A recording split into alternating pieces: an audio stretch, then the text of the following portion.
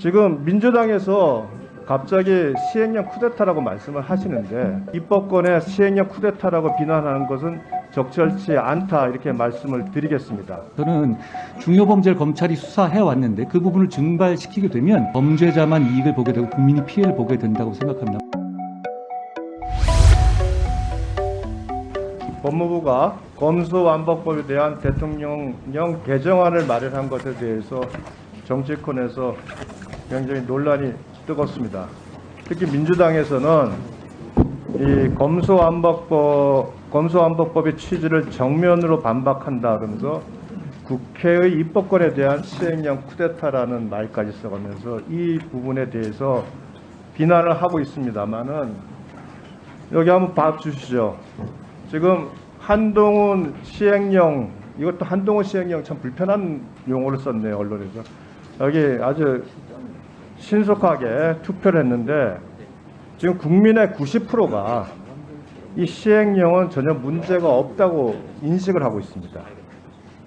또한 법조계에서도 구체적 사안에 대해서 중요 사건에 대해서는 시행령에서 정하도록 그렇게 하고 있기 때문에 각 법조계의 대부분의 분들은 시행령 개정이 가능하고 새로운 중요한 범죄가 나온다면 그것조차도 시행령에 추가할 수 있다 이런 입장을 가지고 있습니다.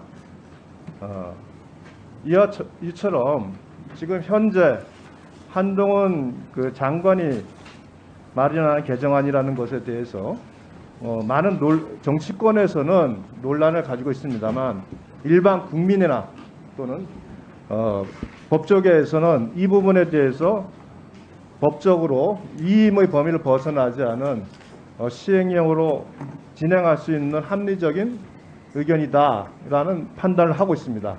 한동훈 장관께서 이와 같이 부패, 경제범죄 등 대통령으로 정하는 중요 범죄에 대해서 시행령을 마련하게 된 배경에 대해서 간단히 말씀을 하시죠. 지난 1년 반 동안 확인된 부정부패 대응 약화와 수사 지연 등의 국민 피해를 법률이 정확히 위임한 범위 내에서 시행령 개정을 통해서 보완하려는 것이라는 말씀을 드리겠습니다.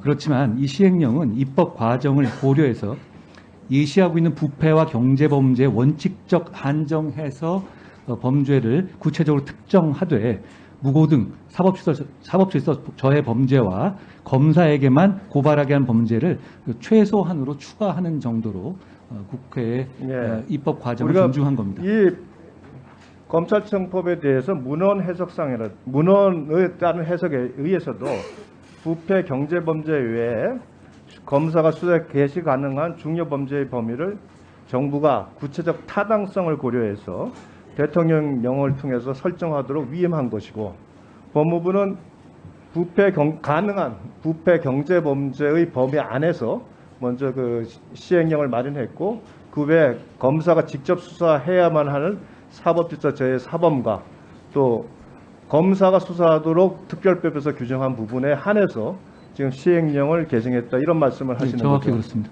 네.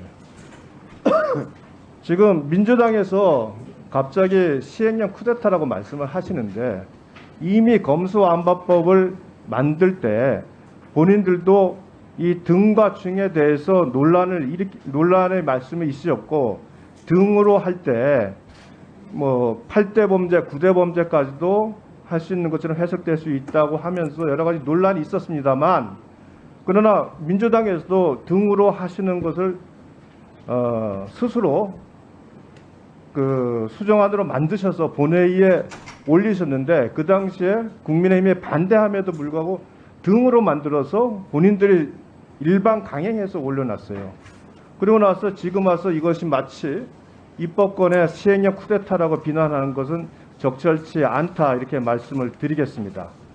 자, 한동훈 장관님, 부패 범죄를 우리 법 체계 내에서 만들었다고 하는데 지금 참고한 우리 법 체계라는 게 부패방지 권익위법, 검경수사권 조정협의문 2018년 6월, UN 부패방지 협약 이와 같은 규정 근거로 해서 만든 겁니까? 그렇습니다. 그것에 덧붙여서 국회가 만드신 부패범죄 몰수 특례법에 적용된 규정들도 부패범죄로 인식했습니다. 그 규정된 내용이 모두 들어가 있지는 않던데 상당수 좀 제외됐던데 왜 이렇게 제외시켰어요? 어차피 뭐 부패재산 몰수 특례법 이런 거면 그거 다 포함시키는 게 맞지 않겠어요?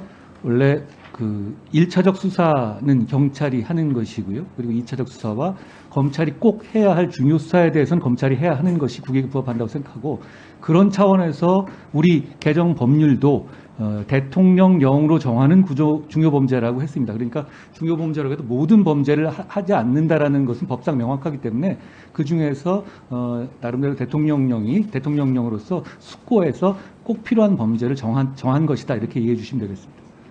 선거 범죄 중에서도 정치 자금이나 매수 및 이해 유도 범죄에 대해서는 직접 검사 수사 개시 범위로 포함을 시켰죠. 그리고 사실상 그것은 실질은 부패 범죄라고 본다는 것이죠. 부패재산 몰수특례법에도 일부 그게 금권 선거는 포함되어 있고요. 또 선거 과정에서 금품을 주고받거나 공직을 활용해서 선거운동을 하는 것이 부패라는 점에는 전 글로벌 차원에서 공감대가 있다고 생각합니다. 선거법에 가장 많은 태양인 허위사실 공표라든가 이런 부분 포함되지 않았습니다. 경제범죄에 대해서 범위가 상당히 작아요. 내가 파악하기로는. 왜 이렇게 예상보다는 범위를 굉장히 축소했습니다.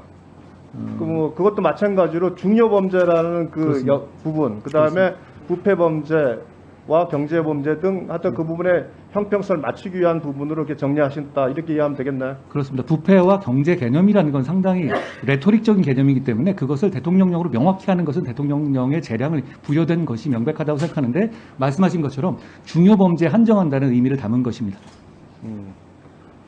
저는 이 검소완박법이 갖고 있는 가장 큰 문제는 뭐라고 생각하냐면, 헌법과 형사소송법에서는 검사의 수사권의 범위를 제한하지 않았습니다. 그래서 그와 같이 검사에게 범위를 제한하지 않은 수사권을 검찰청의 조직이나 직무의 범위, 인사 등에 필요한 사항을 적는 검찰청법으로 지금 제한하는, 사실상 편법적 입법을 해서 검사의 수사 개시 범위를 제한했다. 실질적으로는 위헌적 법률이다. 이런 측면이 굉장히 중요하고요.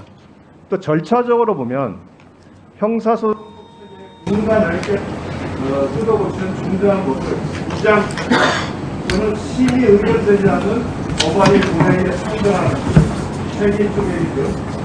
우리의 민주주의의 근본이 훼손된다는 측면이 있습니다.